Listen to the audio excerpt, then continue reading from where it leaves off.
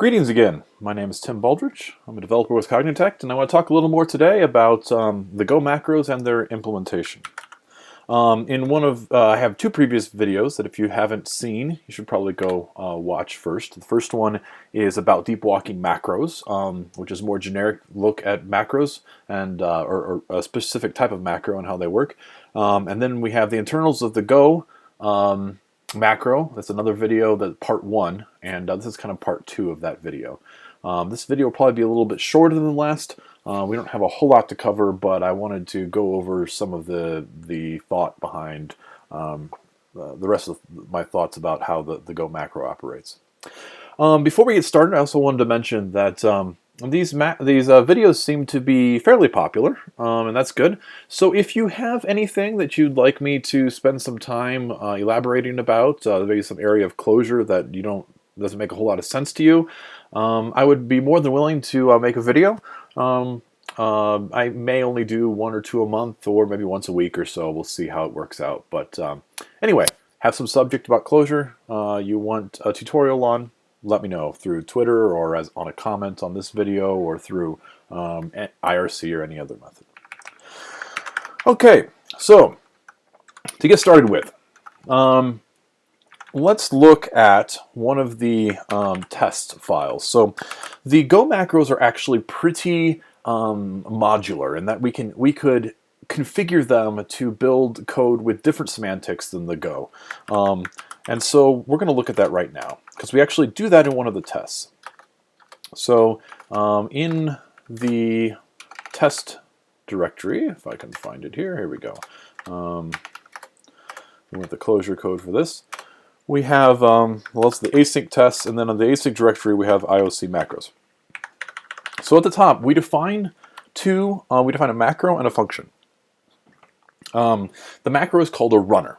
And the idea in these tests is to take the transformations that we would use in a Go block, in some Go code, and rewrite it so that it acts just like normal Clojure code. There is nothing different except that we chop it all up into a state machine and then put it all back together as a state machine, but then run it like normal code. So what we're going to do is we define this runner macro that takes a body, and we're going to define one thing called pause. And all pause is going to do, all this function will do, is temporarily suspend the execution of the state machine, kind of chop up and create a new block in our code, and then just continue on. And what this allows us to do is to test what would happen if we were to do a put or a take in Core.Async at specific parts of our code. So you can see here, in these tests here, we can do a pause in the body of a let. We could do a pause at multiple parts in a do block. We can do a pause in the test part of an if expression or various other places. And we just use this all through the code anywhere we want to check and make sure that doing a put or a take from a channel wouldn't completely botch the way the state machine runs. So in the runner here, we define terminators. Now, if you remember in our last discussion, I mentioned how that SSA blocks are terminated with a single instruction. Well, that is actually configurable in the Core.Async macro. So I have some tests that it's actually possible to do generators or iterators, yield type stuff like you'd see in Python and other languages with this library. They're very slow. I mean, slower than you would. Slower than using lazy sequences, so I don't necessarily recommend you use them, but they would actually work. We could probably get a little bit faster, maybe to the level where it would make sense to use them instead of lazy sequences, but it require a little more compiler interop and whatever. It's not worth the trouble. Use lazy seeks. There's a reason they're there. So what we're going to do is we define a terminator here. And this says anywhere in the body of this runner block that you see the symbol pause, create a new block and terminate the previous one with backtick pause. And the reason there's two of these here, this is called syntax coding. So this will get expanded to Clojure Core Async IOC macros test right here pause. So we're saying whenever you see a pause, create a new block and terminate that block by calling this function right here. And all this function, and so with any of these terminators, they get at least two arguments, maybe more. The first argument is the state. The second block is the block to continue to, and then after that is a standard like apply of all the arguments handed to it. So as we see here, pause takes a single argument.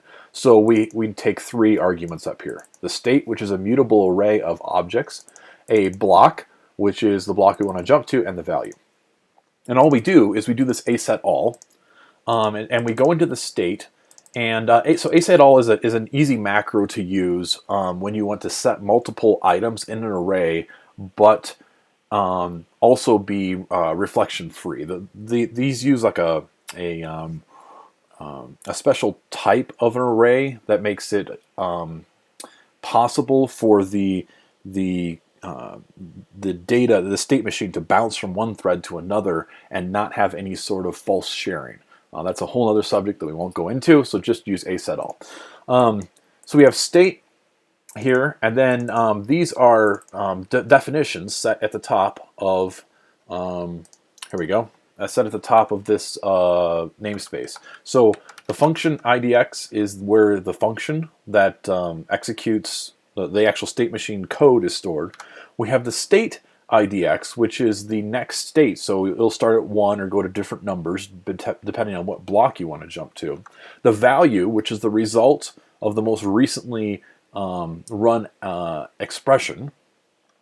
And then bindings, which stores the bindings of var bindings. And then we have exception frames and current exception. Now, by the way, I'm running this code off of what's currently in master.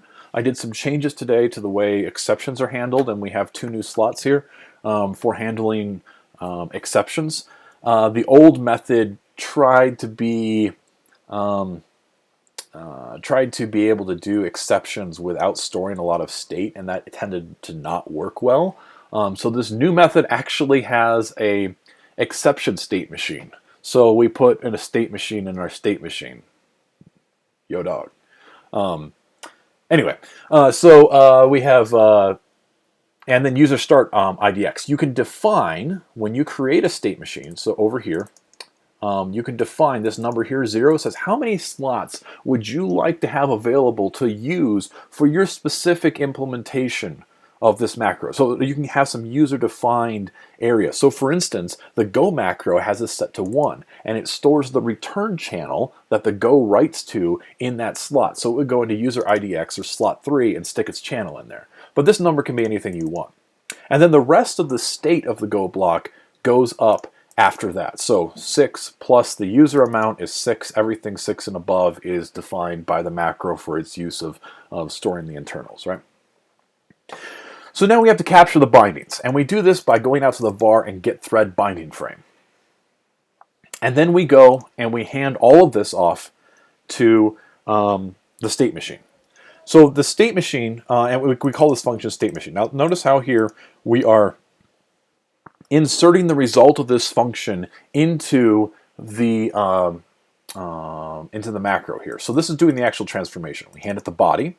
And this is something I didn't mention before. State machine expects a sequence of expressions. Not an expression, but a sequence of expressions. So make sure if you hand it a single expression, you wrap it in a vector or a list or something, because it does expect a sequence. And then we have 0 here. And this is a hidden variable that you don't see, but there's 2. Remember we talked about this in the deep walking macros. There's 2 other arguments that are implied in a macro that you don't see, env and form. But what we're going to do here is do this env, which says get the current environment. So if this is buried deep in a function, we can get all of the variables we could close over. And then we hand it the terminators. And so because this terminators is a input to this function, we can just define new semantics whenever we want, new terminators, and do all sorts of cool stuff with it. Okay, so there's that. And then we go through, if we call, the state machine returns a function. And there's a double arity version of the function. And we can see that down here when we emit the function. Let's see here. So we have, here's where it actually emits the function. we have the 0 argument version and the single argument version. And the 0 argument version initializes the state, sets up the function, it populates the function, and starts the state index out at 1 at the start point. And it returns this array. So if you call the function return by state machine, you now have an array that is set up and ready to run. And you can start setting things in it. So here we set up the bindings, and those are stored later on. So if we look over here on the left, each time that we, if I can find it here, where it actually is, oh, it's in run state machine, isn't it? Let's see. This is the Clojure script version. That's why it's not. Yes, I've been working on the Clojure script version today, and I got a little confused there. Okay.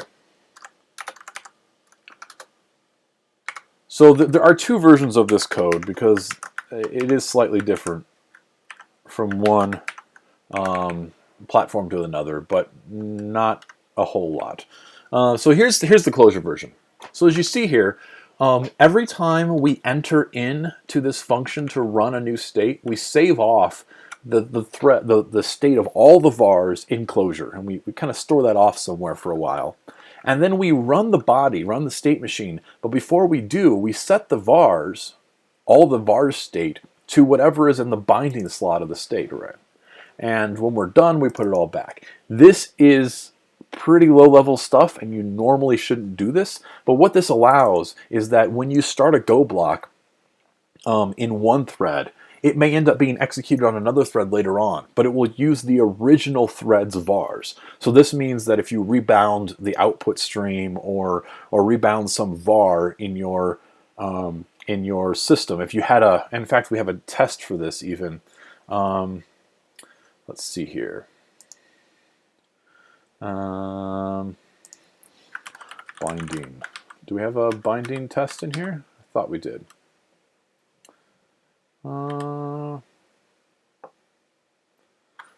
Perhaps we don't. No, I don't think we actually tested it. I've tested it at the REPL. But basically, the bindings go along with the go, which is the behavior that we want. That would be a hard thing to debug if the bindings just suddenly were reset. So now, at any time, we can say run state machine and hand it the array.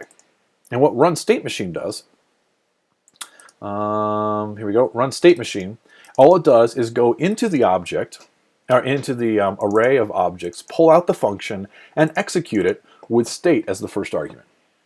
Okay? So this is kind of the neat thing, that the data that the function needs to run is contained in the function is contained in the array. So at any time, if you have that array, you can just pull out the function you need to execute and go to the next state. Well, we wrap it up here in this function for ease of use.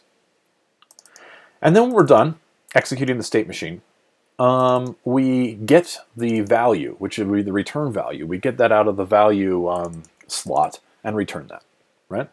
So great. Now we have this thing called runner, and anything in runner is going to go through the whole macro transformation process, but not actually do anything, right? It's going to execute like normal code, and it's not actually going to do anything different with the semantics. All right, so let's go back up to the top here. You see here the process, right? We call state machine to get it transformed into a state machine, this body transformed into a state machine, and then we call run state machine to go from one state to another. Okay, so this whole system, and we were talking about before instructions in an SSA type context, and this whole way of parsing and turning it into an SSA format needs some sort of primitives to work off of. And that's what we do. And I affectionately call this code that we're about to look at the virtual machine. It's a virtual machine, but it's never actually executed. We just transform to it, run some analysis, and transform it back out. So it's virtually a virtual machine, or yeah, whatever. Hopefully that's not too confusing. There's 2 different types of instructions, and they have some common interfaces. The most common interface is instruction. And for a given instruction, you can say it reads from these values, and it writes to this value, and it has certain blocks that it references. This isn't used currently, but it may be in the future. And then we can either emit instructions, so everything but the last instruction is an emittable instruction. And then the last instruction in every block is a terminator. And we do this because there are some times when we want to override certain things, like we want to override what happens when we return from a block, and so there's some extra functionality here, and we might get to that in a bit. Okay, so there are three states that three parts of this process, and I think we can see that here when we emit it. We have build block preamble, build block body, and build new state. So the state machine consists of individual states, and the preamble pulls data out of the state array for use by the current block. The block body is simply all the instructions that we saw, and then we have a new state which constructs the new state, modifies the state array to do new work on it. So we can look at it like this. So let's say this would be the preamble. It would say something like x1 is a get object from state, and let's say it was 42. 42 is the index here. That would be the preamble. And then the body would be something like x2 plus inc of x1. So that's the body. And we could have multiple instructions here. And then the construction of the new state is new state actually is a get object state. And then we would put this into slot, for instance, x, it would be 43, we would put x2 like this. And actually we just alias the name here, so it's the modification of state. And although that looks immutable, it is actually mutable, a set all. So there, a set all. Now we have the new state, and then the terminator goes here, which for instance would be a set, would be like do a set all on state idx is now, let's say we're going to jump to block 4, and then we return the keyword recur to jump to the new block. Okay, so these are the three parts: the preamble, the body, the construction of the new state, and then the terminator. And if we look back up here, we can see preamble, body, new state, terminate block. Okay, so if we see here, this is the preamble, build block body. Let's go to build block body, and all it says is map cat, and then we call emit instruction on every single instruction in the block, handing it a state symbol or some symbol it can use to reference that mutable array. And we do everything but the last, because the last one is obviously the terminator. All right, so because that's map cat, what it expects are pairs, or perhaps even multiple pairs of, if we go back to the bottom here, the map cat is this. So it's some operation, and then the first item is the symbol to store it to. Now if we go look and add instruction, we'll see, let's see, def and add instruction. We'll see here, gensim right here. What we actually do, we do gensim, and then we set instruction true on that symbol, and now we have an instruction ID. So every time we add an instruction to a block, it is tagged with this, with a symbol that is a unique ID for that operation. Well then, it's pretty simple to look at what we saw before, and say the emit for the call then is we pull ID from this instruction, which is that auto-generated symbol, and then our refs, which is just a normal S expression, is emitted here. So what we get as a call to, as the arguments to refs, if we do this, is the arg IDs. So when we looked at this before, but when we parse out to a state machine, if we don't know, if there's no special form, if this is not a special form, then we just emit each individual symbol or each sub-expression of this expression, each item, and then we pass those IDs into this call statement. Okay, so that's what the body it looks like. But let's look at some of these others here. So so custom terminator. A custom terminator is created here. In this terminate custom, it acts just like a function call, but it uses custom terminator instead of call. And we pass it the terminator function and the next block that it would jump to and the values or the arguments. So let's look at that here. This would be a, gets called by terminate custom here. It says if the current symbol is in the terminators list that we handed in over here at the top. So if it's in this hash map, then we're going to terminate it, terminate this block with this expression here. So in terminate custom, we add a new block, and now we emit all of the arguments to the terminate expression. So now we have a set of vals or IDs for those arguments. And then we add an instruction, custom terminator, terminator block, and values. So the block is this new block that we'll jump to next. And we have the values and the terminator, which is, in this case, is going to be backtick pause. Or actually this entire qualified cell, Clojure Core.Async IOC macros test pause. So now if we look at custom terminator, we can see that all we do here at the end is we call this function. We have a symbol, right? The symbol is f. So the symbol that we're going to call is a function. Then we have the next block and the values. And we're handed this state sim, which is a symbol, an auto-generated symbol by the macro that says, if anywhere in your emission of this code here you need access to the mutable array, use this symbol, right? So we emit an expression that calls f with a state symbol and our block from here, and then we splice in all of the additional values that we need. And this will then jump up to pause. Pause does whatever it wants with the state array, hits recur. Recur all the way goes down here to if identical result is recur. If it's true, then we recur back to the top of the loop. We dig out the state again, and we do the whole loop over and over and over. All right. So that's the custom terminator.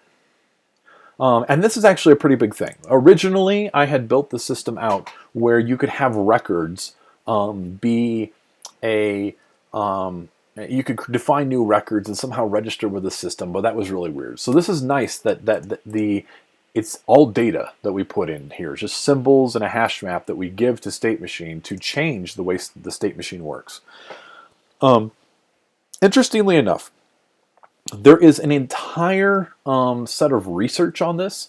If you're interested in this sort of thing, of being able to change semantics like this on the fly, I recommend you go and look up the language EFF. It's a variant of OCaml that some researchers have been working on that does what they call algebraic effect handlers. And it's basically a way of getting a lot of the benefits of monads without ever having to use monads. All the stuff we've talked about in the previous tutorials with the state monad and stuff of that nature could be done with this sort of thing, with this sort of Go macro.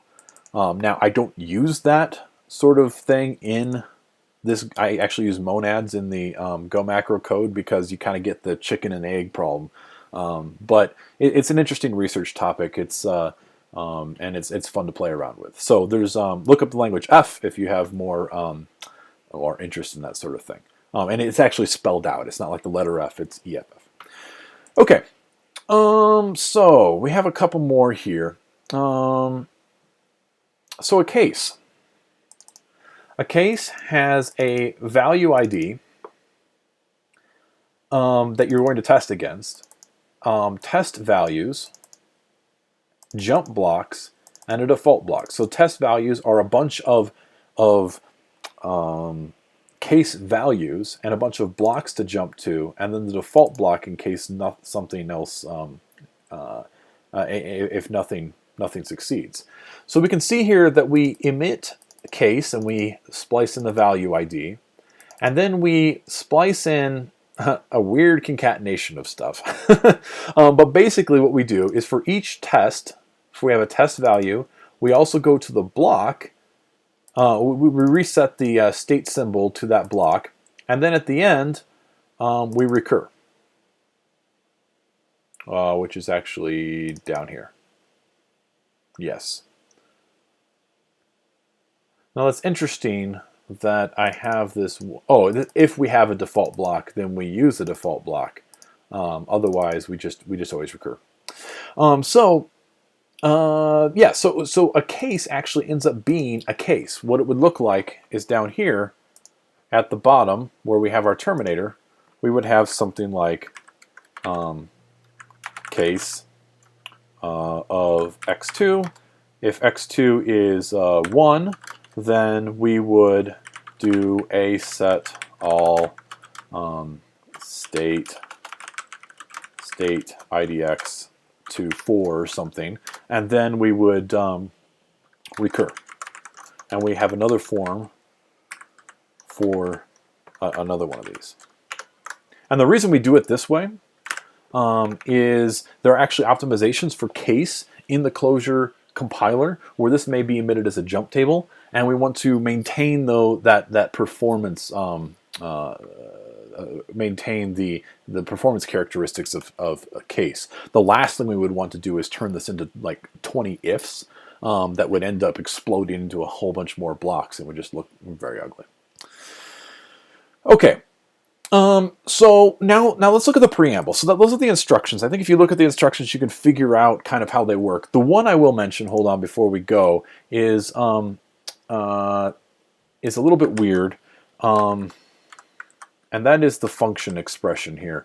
So here we actually have to pull out these local names, and you can dig into the code behind this if you're interested. But the problem is we don't know what this function expression will bind, what closures it needs access to. So we give it access to all of the closures, and that's a little bit of a performance impact. The latest changes to the Clojure tools analyzer, we may take advantage of that in the near future, and that would allow us to only pull out the out of the state array the locals that this function is actually going to use. But right now it just says, hey, here's all the ones that would normally be available to you, so we're going to continue to make those available to you.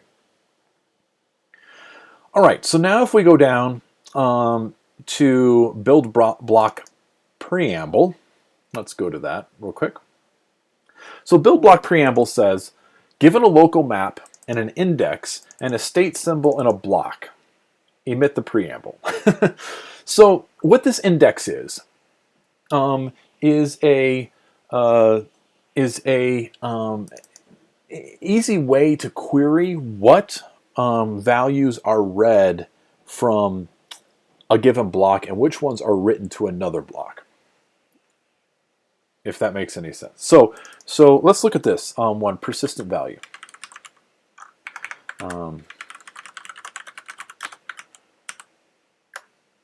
So persistent value says, given an index and a value, is this persistent? Which in this context means, does this value live outside of a given block, or is it just a temporary value that is used only inside this block and never escapes?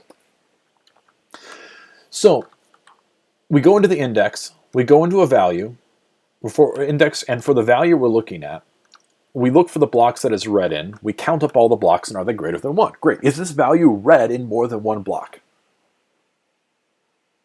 Well, in that case, if it is read by more than one block, then that would mean that that it would escape, right? If it's read from 2 separate blocks, and these are unique, right? Unique blocks. So if it's read from 2 separate blocks, then it has to escape, right? Now the other case could be if it is read in one block but written to in a separate block. So that's what we have here, is that if the index value that it's read in does not does not equal the index value where it's written in. And these are actually hash sets, so we can compare them like this. So if we don't read them in the same place where they're written to, then we got a problem. And it's a persistent value. And we're going to have to handle that. So what we say here is build block preamble. So we get all of the, for a given block, we go through every instruction and get all of the values that are read from every instruction in this block. And then we filter out the ones that are just instructions. There's some cases where closures and vars and constants may appear in this list, and so we filter out just the instructions. Remember I said that we tag each one with the namespace keyword instruction? This is the reason that we do that, so we can filter them out. And then we say, is it a persistent value? And then if that's true, then we turn it into a hash set, and then we turn it into a vector. And I'm not sure, hash set does deduping, and I'm not exactly sure why we do this instead of doing a seek off of it. Probably because we were doing something different with them before, but no deal. So if this is empty, if the args are empty, then we return an empty set, and there's nothing up in this the first preamble. It's just an empty preamble. Otherwise, we will go through and get that symbol out of the an array. Now this local map is a hash map that goes from a given symbol to an index in the array. And we get that from the local map is here. Where do we hand that?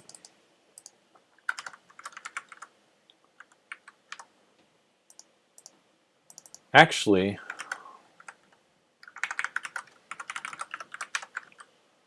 there's a place where we increment it. There's an atom here. I'll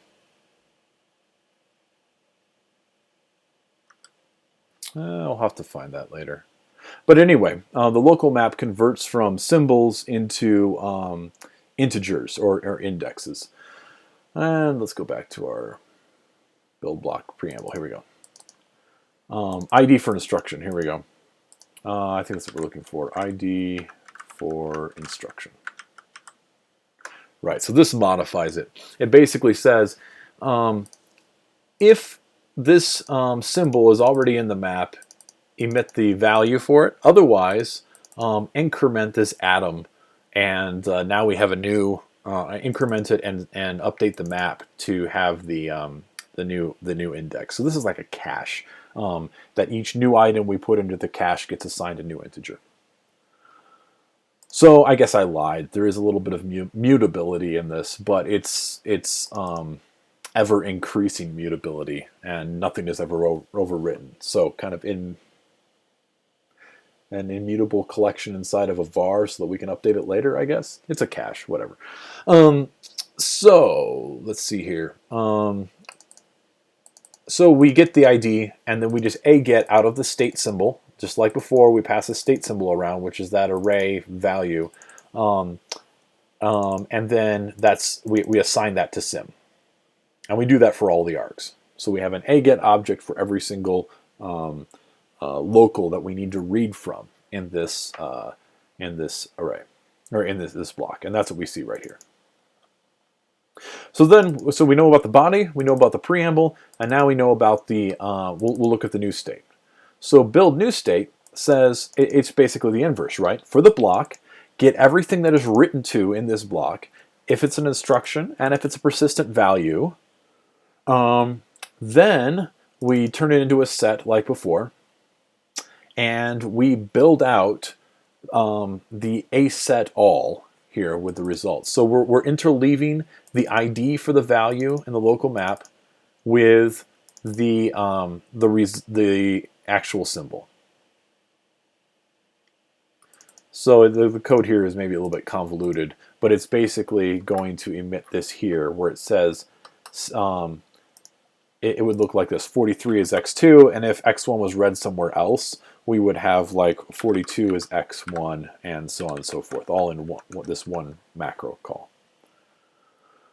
And then we have terminate block, which is exactly what we looked at in our terminators. So if we look at an if,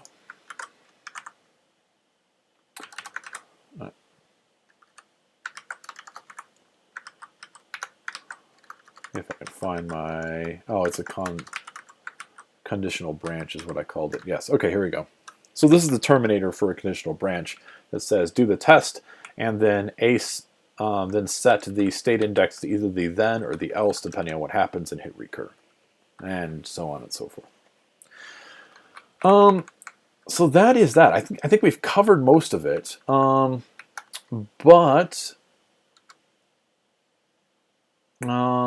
Yeah, so the one other thing to look at, and this is pretty convoluted, but I think it kind of has to be done this way, and that is there's this thing called an exception frame.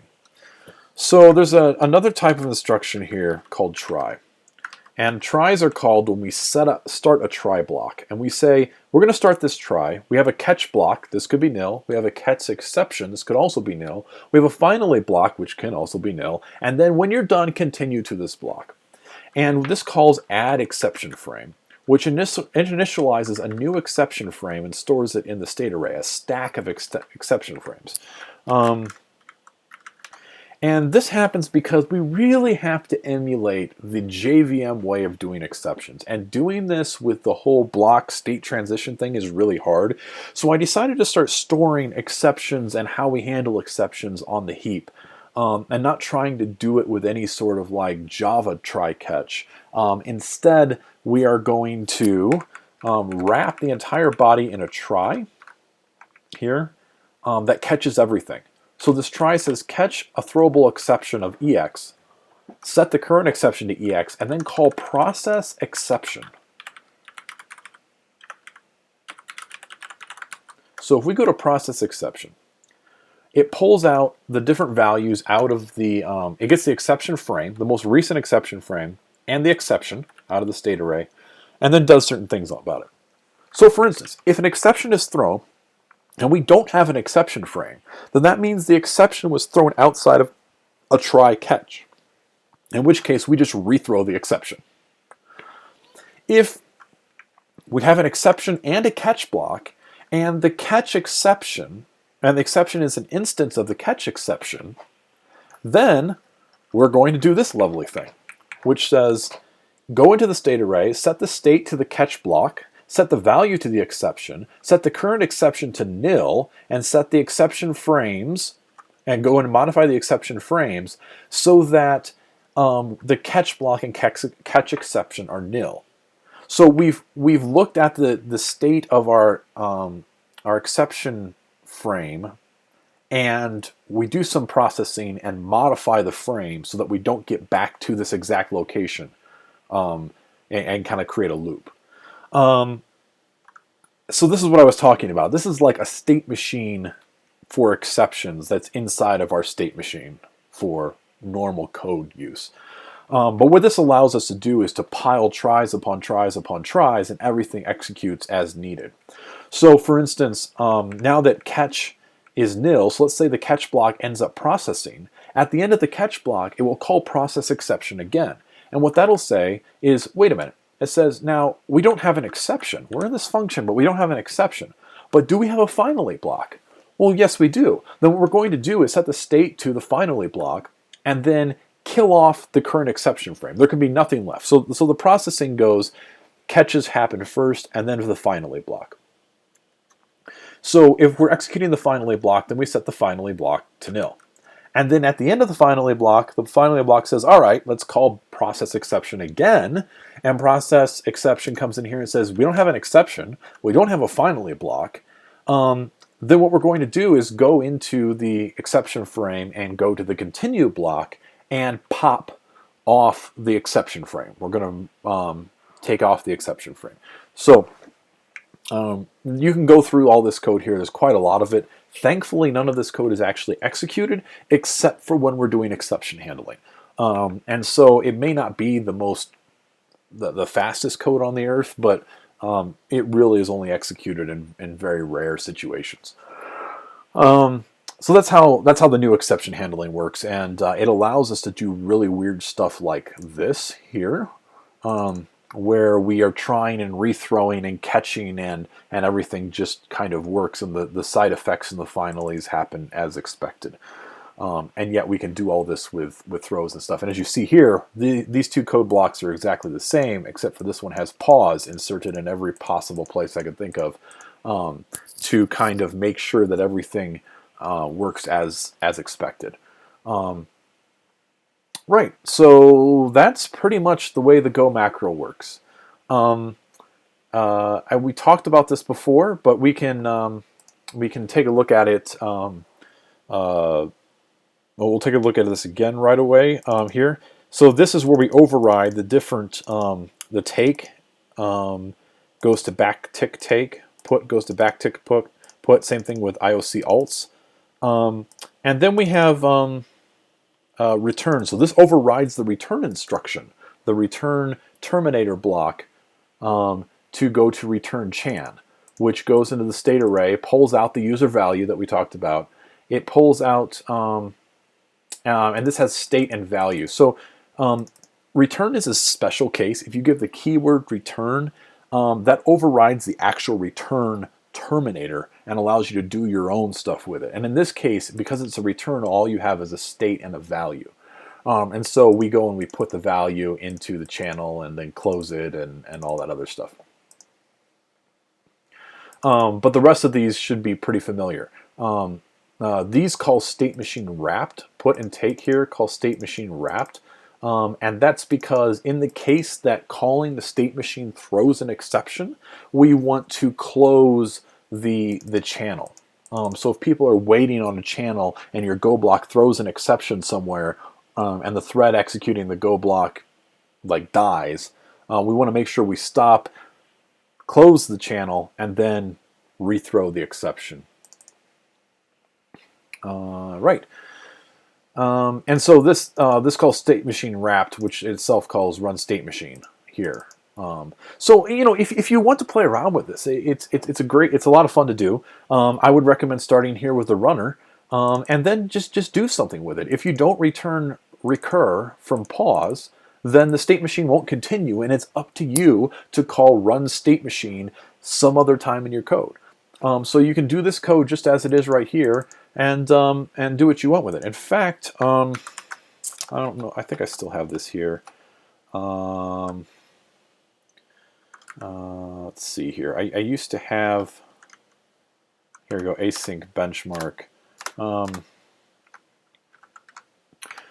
So this is the kind of the code I was talking about earlier, where we do some of this really weird stuff, like with yield iterators and stuff, and I just wanted to show how this is possible. I define an iterator that has a current and a move next. This is kind of a .NET style of iterator, unlike Java's, which you have move next that returns a value, I think it is. This one has current and move to the next. So move to the next is a stateful thing, and current, you can get the current value as many times as you want. So we can make an iterator, and I thought there was also a version here that used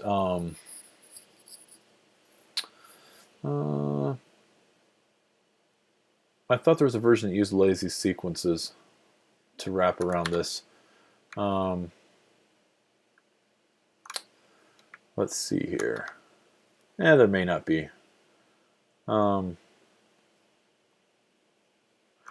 any rate, these are just random benchmarks I was working on. But what this allows you to do is you can say iterator gen that just uses yield in the middle of your code, and it will yield that value just like generators would in Python or something, or in C#. So that's kind of cool. I mean, it's a fun thing to play around with. Like I said, it's not that fast. There's probably ways to optimize this. This really wasn't designed, these Go blocks weren't designed to be high performance code. They're not really slow. There's about a It depends highly on the code. Actually, it can be unnoticeably slower, where it's basically the same performance. If most of the time you're waiting on things or calling other functions, the Go block will be extremely fast. If you are doing something like this, like pure mathematics, and just a loop, then it's going to be slower than you want it to be. So yeah, that's pretty much all for today. Like I said, if you have an interest in having me go over some other code, I've done stuff with obviously working for Cognitech to have some experience with Datomic. I've also done some work with Core Logic, playing around with that some. I feel I understand it pretty well. Or any other area of Clojure. If you'd like to hear some more tutorials on that, drop me a note on the video or somewhere else and let me know. Thanks for watching again. It's been lots of fun, and thanks for spending the time to listen to me.